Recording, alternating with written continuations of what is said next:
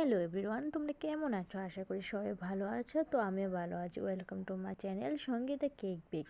তো তোমরা যারা যারা ভিডিওটা দেখছো সবাই প্লিজ একটা লাইক কমেন্ট শেয়ার করে দিও আর বলে দিও যে আমার ভিডিওগুলি কেমন লাগে তোমাদের, ঠিক আছে?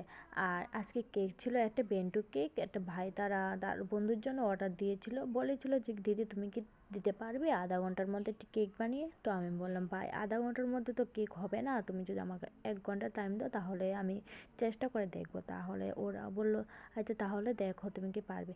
তো আমার কাছে একদম ক্রিম ছিল না, তো আমার বোন গিয়েছিল টাউনে, ওকে বলেছিলাম যে তুই ক্রিমটা আন, আমি কেকটা করছি। তো ও বললো ঠিক আছে আমি এনে দিচ্ছি।